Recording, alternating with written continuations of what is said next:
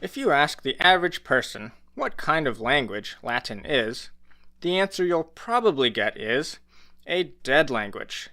And to most people, a dead language is like a dead person. However great it may have been in the past, it's not here anymore, aside from the influence it's had on its descendants. Latin is history, just like the ancient Egyptian, Hittite, or Gothic languages. But what exactly is a dead language? The common linguistic definition is a language that no longer has any native speakers.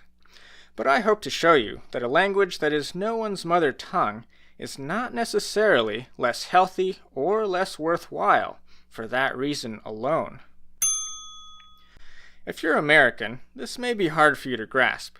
After all, we Americans are good at our native language of English, but generally we struggle with the Spanish or French that we learn in school, and few of us who have studied a second language can actually communicate in it.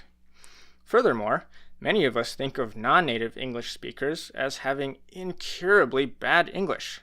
So, we think, how could a language that has no native speakers possibly succeed?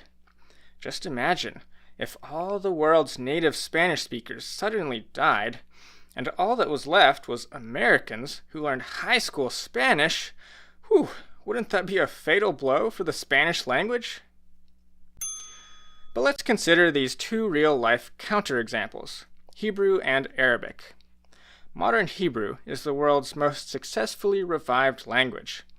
Around AD 200, Hebrew fell out of use as a spoken language, and for centuries after that, it was used only as a written language, mostly by rabbis, until in the late 19th century it was revived as a spoken language. Within just a few decades, an entire nation was speaking it, and children were learning it as their native language. But at some point earlier in the revitalization process, many Jews were speaking Hebrew, publishing newspapers, and corresponding in Hebrew, but there weren't yet any native speakers. Does that mean that the language was dead? Clearly not. Another example, Modern Standard Arabic is the high form of Arabic. In Arabic, it's called the most eloquent Arabic language. Children in Arabic-speaking countries don't learn Modern Standard Arabic as their native language. Instead, the language they learn at home is one of many Arabic dialects that are pretty much different languages. And so, in order to communicate with the wider Arab world, they study Modern Standard Arabic in school. Modern Standard Arabic is the language used in most books, television news, kids' cartoons, and any other publication aimed at the whole Arab world. However, no one learns Modern Standard Arabic as their native language. Does that mean it's a dead language? Clearly not. We need to rethink our definition of a dead language. Any language used for meaningful communication, even if it's nobody's native language, as Hebrew once was and Modern Standard Arabic is today, any language used in a living way like this is not dead. And if you think Latin is dead just because we learn it to read dead authors, think again.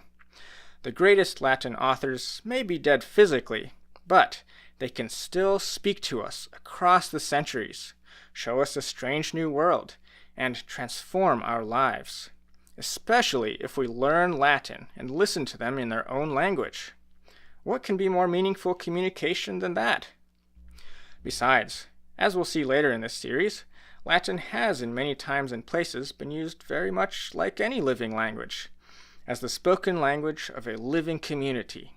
And what's more, it still plays this role today in communities that seek to better understand the past and to live better in the present. Join me next time as we journey through time to learn more about Latin, a living language.